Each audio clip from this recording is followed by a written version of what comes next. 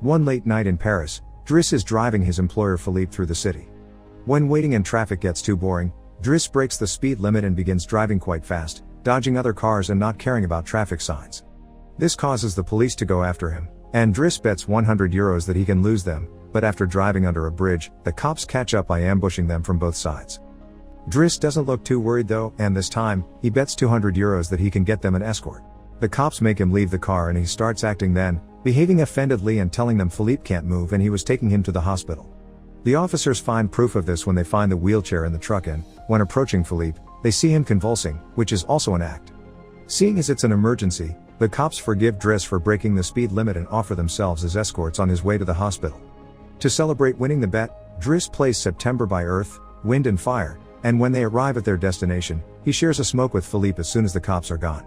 Driss promises he'll handle it and drives them away just before the hospital staff could find them. This friendship began many months ago. Philippe and his assistant Magali are holding interviews to find a new caretaker for him, but it isn't going too well, because all applicants have very standard or awkward answers to their interview questions. But they're suddenly surprised when Driss storms in, ignoring the fact it isn't his turn quite yet, because he only wants some papers to be signed saying they won't hire him so he can get the unemployment benefits. He's blunt and a little rude, even hitting on Magali, but Philippe finds him amusing and asks him to come back the next day for his signed papers. Driss goes back to his home in a humble neighborhood and tries to take a bath while all his little siblings bother him, only managing to get it done in time thanks to his sister Mina, who is a bit older than the others and more responsible. While waiting for their mom to arrive, he looks through the window and notices his brother Adama getting out of a suspicious car. When the boy enters the apartment, he just says he was at school and leaves again after grabbing his bag, causing Driss to be even more sure that he's up to something. In the evening, his mom arrives, and he gives him a Fabergé egg he stole and tells her he's been away on vacation when she asks. She isn't happy to see him though, because he disappeared for 6 months and never called, and now he's shown up out of nowhere as if her home was a hotel. As she's absolutely done with all his lies and she has other children she has to take care of, she kicks him out and tells him not to come back. Driss spends the night having a smoke and some snacks with some neighborhood friends. The next day, Driss goes back to Philippe's house for his papers, and he's received by the housekeeper Yvonne, who shows him around the place and tells him about Philippe's daily routine. She also shows him the room he would get for himself with his very own bathroom. Driss can't help staring at the bathtub before he's dragged to see Philippe, who offers the signed sheet of paper but also a job opportunity. Driss accepts the 1-month trial, and Philippe tells him he bets he won't last 2 weeks. After bringing his things to his room, Driss is taught how to take care of Philippe. He must learn how to keep his legs stimulated, how to put him in the wheelchair, how to help him shower and change his clothes. Things get awkward when Driss discovers he must put on him some high stockings and even clean his butt after Philippe uses the bathroom, but no matter how much he complains and says he won't do those chores, he ends up accepting them as part of his job. Later in the evening, while he's enjoying a snack on the roof, he's interrupted by Philippe's daughter Elisa and her boyfriend Bastien, who are looking for a private place to make out, and he kicks them both out after refusing to share his beer. Driss quickly gets used to the daily routine with Philippe, even if at first he does make some mistakes he learns from, like handing the phone to Philippe instead of putting it on his ear or forgetting the baby monitor while having a bath. He also learns to organize his mail in different folders, most of the letters he opens for Philippe, but there's a series of private ones he isn't allowed to look at. When he finds a flyer promoting female escorts, he decides to start a file just for those instead of throwing them in the trash as Philippe says. It's not all work in this new life though. Driss still makes sure to have a good time. He keeps trying to hit on Magali to no avail, and sometimes calls escorts to join him in bed. One morning, after Yvonne comes to his room to scold him for being late, she finds some dangerous weapons in his bag, but she doesn't comment on them yet. Driss' work today is to drive Philippe around, but he refuses to put him in the back of a van as if he was cargo, so instead, he takes him on one of the fancy cars that don't see much use. Philippe, who first thinks this isn't suitable and says they should be pragmatic, is soon getting excited at the idea of a faster, less boring ride, although Yvonne still disapproves. When they try to leave the building, there's a neighbor parked at their entrance, ignoring the sign on the door that says it's forbidden. Driss wastes no time and goes after the guy, grabbing him by the front of his shirt and threatening him until he moves the car. Philippe is impressed by his actions, but Yvonne, once again, disapproves. The pair goes to a museum, where Philippe is planning to buy a piece of artwork that Driss considers not worth the money because it's just a red blotch on the canvas. Afterward, Philippe meets with a relative of his, who tells him everyone is worried about Driss since he can be violent. He's also discovered he has a criminal record, but Philippe doesn't care. He appreciates Driss because he doesn't pity him and doesn't mind joking around with him. After another failed attempt at hitting on Magali, Driss has dinner with Yvonne in the kitchen while listening to Philippe dictate a letter to Magali. Claiming it's a private conversation, Yvonne turns off the baby monitor and proceeds to explain what's going on. Philippe is pen pals with a woman called Eleanor. Those are the letters he didn't let Driss open. But he's never met Eleanor in person. Their relationship is purely epistolary. Speaking of love, Driss teases Yvonne for the looks the gardener gives her all the time before going to bed. He's trying to sleep when he hears some weird sounds coming from the baby monitor. Philippe is having trouble breathing. Not being capable to ignore him even if he tries, Driss goes to his room and gently guides him through the attack with soothing words and a wet cloth to wipe his face. Philippe eventually falls asleep, only to wake up again moments later, saying he needs air. This time Driss doesn't hesitate. He puts Philippe on the wheelchair, covers him with blankets, and takes him out for a stroll by the river. This is the first time Philippe has seen Paris at night in a long time, and now he's more relaxed. He explains to Driss that the medicine can only do so much and he sometimes experiences phantom pain. When they see some girls walking by, Philippe also confesses he isn't capable of pleasuring a woman because of his situation, but he still can enjoy some satisfaction when he gets his ears massaged because they are sensitive zones. When the phantom pain threatens to appear again, Driss shares one of his joints with Philippe, who is skeptical at first but ends up loving it. Afterward, they go to a restaurant, where they joke around while sharing a meal, and Philippe decides to share more of his story. He met his wife when they were students, and shortly after they got married, she had 5 miscarriages and was diagnosed with an incurable, terminal illness. That's when they adopted Elisa. Philippe has always loved competitions, extreme sports, and speed, and a paraglider gave him that.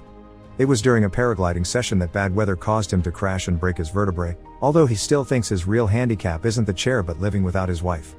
After joking around some more, Philippe remembers the date and realizes Driss has passed his 1-month trial, so he's now officially hired. But he needs to start by bringing back the Fabergé egg he stole because it was a gift from his wife. She would give him one every year, and he has exactly 25, matching their time together. The next day, Driss goes to talk to Mina when she's leaving school, who is a bit offended because he hasn't been answering her messages except to ask her to look for the egg. She also tells him about some cops that have been calling their home. Afterward, he visits Adama, who confesses he was found with 30 grams on him. Driss wants to take him to lunch, but Adama refuses and instead gets in the same suspicious car from before. Later on, Driss is allowed to be present while Philippe dictates his letter for Eleanor to Magali. He thinks this purple prose is very boring and that Philippe should be more direct. He's also baffled to hear that this has been going on for 6 months and they never exchanged pictures. When he finds her phone number on one of the letters, he takes it as a sign and calls her, obliging Philippe to take the phone and finally speak to her outside the written word. Their conversation goes so well, Philippe is now on the phone with her all the time, even right before he and Driss attend the opera, during which Driss laughs and makes fun of the costumes. The next day, Driss convinces Philippe to accept to exchange pictures with Eleanor and chooses one of him in the wheelchair. Afterward, while he's painting, Elisa bursts into his room to ask him for cigarettes and makes fun of him for trying to be artistic. Getting angry, he kicks her out before going to see Philippe, who is currently asking Yvonne to change the chosen picture for one of him when he wasn't quadriplegic. She hides the picture inside the escort file right before Driss burst in, complaining about Elisa and telling Philippe he needs to discipline her, something Yvonne agrees with. Philippe agrees to talk to her, but he's mostly surprised when Driss lets it slip that he's been painting. Days continue to pass, and the friendship between Philippe and Driss continues to grow. Driss takes him to play in the snow and brings him with him when he goes out for a run. Philippe gets him his first suit and scolds his daughter while Driss listens to him through the baby monitor. When Driss finishes his first painting, he shows it to Magali, who slaps him when he tries to kiss her. Philippe, however, likes the painting and promises he'll try to sell it. The two of them have a great time with each other, enjoying things like getting a faster car, sharing joints, and even hiring escorts together. When Philippe's birthday comes, he isn't very excited about it. Every year, he pretends to be surprised that they're throwing a party and has to meet with all these relatives that only come to see him on the date to check he's still alive. Philippe says it'll all be rather boring. While he and the guests enjoy some live classical music, Driss searches for Elisa, who is crying in her room after having taken some of Yvonne's pills, which won't kill her as she expected. The reason why she's sad is that Bastien broke up with her and called her a tart, so she asks Driss to talk to the boy, which he accepts to do for a price. Meanwhile, Philippe is showing Driss painting to his relative and manages to convince him to buy it for 11,000 euros. Driss goes back to the dining room and chats with Yvonne, who tells him Magali is in a relationship with someone named Fred, but things are rather rocky at the moment, giving Driss hope. As the party begins to die down, Philippe makes Driss listen to some of the most important songs in classical music history, but he could only joke in response. After the band is done, he brings his iPod and plays Boogie Wonderland by Earth, Wind and Fire before he starts dancing right in the middle of the floor. He's an incredible dancer and he even convinces the rest of the party to join him and dance with him, which Philippe enjoys watching. Later, when putting Philippe to bed, Driss opens Eleanor's latest letter to him. She sent her picture, showing she's rather pretty, and is telling him they should meet next week when she visits Paris. When the day of the date comes, Yvonne and Driss put Philippe through dozens of outfits until they find the perfect one.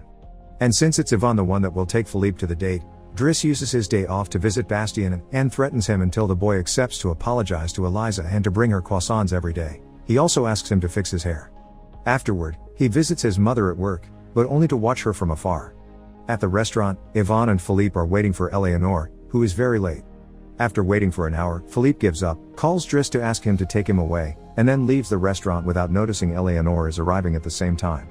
That same night, Philippe takes Driss with him in his private plane and gives him the money he got for selling the picture, making him immeasurably happy. They make it to the countryside the next morning, and Philippe decides to go paragliding, dragging Driss with him as well. Driss doesn't want anything to do with it, but after initially freaking out, he ends up enjoying the experience.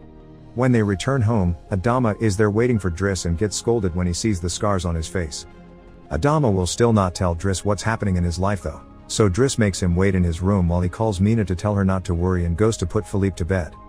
Philippe, however, isn't sleepy yet. After making Driss look at a painting with him, he asks him about his family, which Driss at first doesn't want to talk about but eventually gives in. It turns out Adama technically isn't his brother and his parents aren't actually his parents, they're his aunt and uncle. They fetched him from Senegal when he was 8 because they couldn't have kids, and his real name is Bakari Bassari, but because other kids had that name, they called him Idris, and that became Driss. One day, his aunt miraculously was able to conceive, and after his uncle died, there were other men and more kids as well. In the same way Driss had talked to him about Elisa, Philippe points out that Adama needs discipline, so he fires Driss so he can be there with his family because he can't spend his whole life taking care of an old man. The next morning, after Bastien has brought his daily croissant while wearing a better hairdo, Driss packs his bags and gets ready to go. Magali comes to say her goodbyes, and when Driss tries to hit on her one last time, Magali introduces him to his significant other Fred, which is short for Frédéric. Turns out Magali isn't interested in men, and Driss gives up on the spot. On his way out of the house, he gives the baby monitor back to Yvonne and teases her for having lied to him about Magali just to mess with him. In return, she gives him the escort file he had started, and he's disappointed to find the picture he had chosen is hidden there. Driss throws away the file, but he keeps the photo for himself. Once outside, he finds a car once again blocking the entrance, so he asks him to move away even if he doesn't work there anymore. When Adama calls him out for it, Driss says it's a matter of principle. A few hours later, the two brothers go pick up their mother at the station while back at the house. Philippe is having his first dinner together with his new caretaker, who is stuffy and boring, and Philippe decides to leave him without even having a bite. Since Yvonne is out on a date with the gardener, nobody is there to scold him for it. As days pass, Driss goes back to his old life.